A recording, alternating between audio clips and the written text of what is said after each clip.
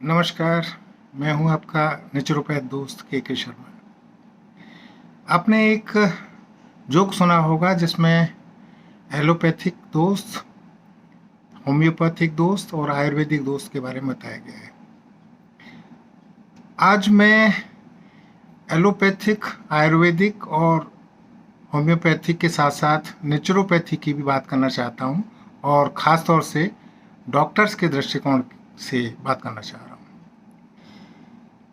किसी भी modern medical system के डॉक्टर से जब आप इलाज कराएंगे तो प्राय देखा जाता है कि वो बातें मरीज की सुनते हुए दवाएं लिखने में व्यस्त हो जाते हैं और लगभग 5 मिनट में सामान्य ओपीडी में मरीज का निपटारा कर दिया जाता है।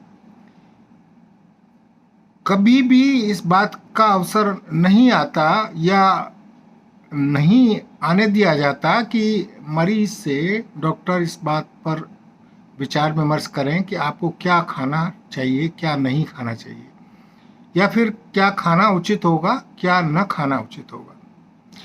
अब बात आती है आयुर्वेदिक डॉक्टर्स की, जिनको वैद्य कहा जाता है।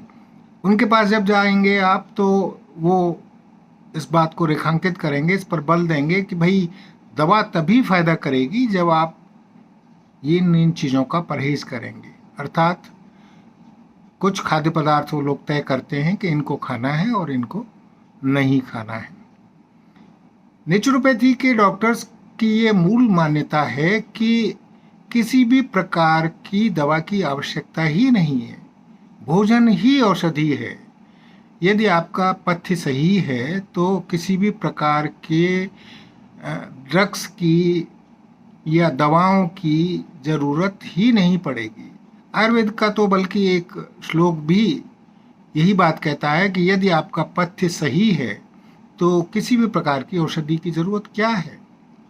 तो इस बात को बल देने के लिए मैं आज ये वीडियो बना रहा हूँ कि यदि हम इस बात पर बहुत अधिक ध्यान दें, बेसिक रूप से ध्यान दें कि हमें अपने भोजन को इस प्रकार का रखना है कि हमें किसी भी प्रकार की औषधि की ज़रूरत ही न पड़े, तो न केवल हम अपने ऊपर उपकार करेंगे बल्कि समाज और राष्ट्र के ऊपर, परिवार के ऊपर भी उपकार करेंगे। और वो कैसे होगा? जब आप स्वस्थ रहेंगे तो निश्चित रूप से आप किसी न किसी सकारात्मक कार्य में लगेंगे। इससे आपकी ऊर्जा बनी रहेगी, बढ़ेगी, तो आप खुद के, परिवार के, समाज के, देश के काम में आएंगे। आपका समय बचेगा, आपका धन बचेगा। तो ये धन जो बचता है वो अंततः राष्ट्र का भी बचता है। राष्ट्र के समक्ष जो विकास कार्य की चुनौती रहती है या अन्य दुश्मन देशों से लड़ने की चुनौती रहती है, तो उन सबको प्राप्त करने के लिए, उन उद्देश्यों को प्राप्त करने के लिए इस बचे धन का उपयोग किया जा सकता है।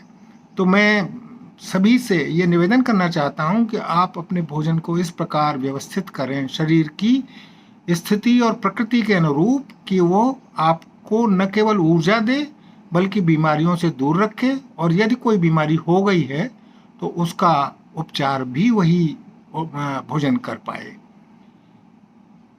बहुत बहुत धन्यवाद इस बात को ध्यानपूर्वक सुनने के लिए, और मैं शुक्रगुजार होऊंगा यदि आप इसका पालन भी करेंगे। नमस्कार।